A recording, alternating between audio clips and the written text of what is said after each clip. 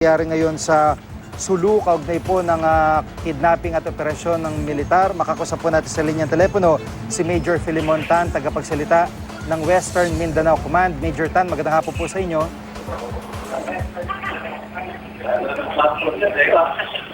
Yes, Sir Gigi, magandang hapon po sa inyo at sa inyong mga tagapakinig.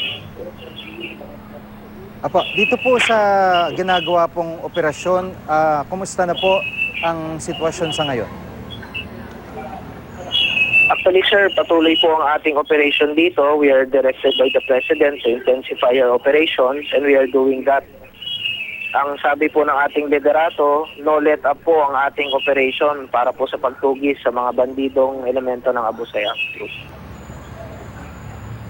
Opo, paano po ang nangyayari ang sitwasyon po ng AFP ngayon? Ongoing pa ho ba yung basilan kasabay nitong Sulu?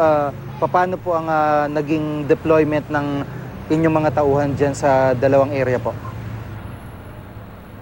Meron po tayong ibang grupo or ibang military troops sa Basilan na tumutugi sa grupo rin ng Abu Sayyaf doon. Meron din po tayo dito sa Sulu. So these are two different areas where we are conducting different operations po. Opo, pero may linaw na ho ba kung kumbaga kahit papaano nakakadikit yung mga sundalo dyan sa mga nasa Sulu kung saan marami-rami pa rin yung mga bihag na hawak ko ng Abu Sayyaf? Actually, sir, kami po ay nag-ooperate based po sa information na dumarating po sa amin. Pinag-aaralan po namin itong mabuti bago po natin kandakan ng operation. Ngayon po, marami po tayong mga target areas na kinakandakan ng operation by different units dito po sa Joint Task Group Sulu. Yung ibang mga bihag po, meron na ho ba kayong impormasyon kung nandyan pa sila sa Sulu o maaaring naitawid na po sa ibang mga lugar?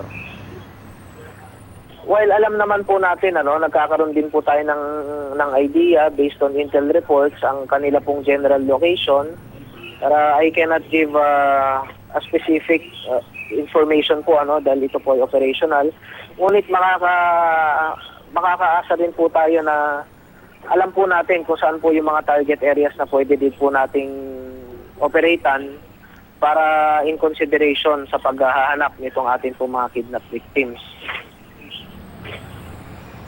Opo. Pero yung kautusan po ng Pangulo ay kumbaga kaya ho bang pangatawanan o sa totoong buhay hindi ulit kumbaga matatapos itong laban na ito agad-agad?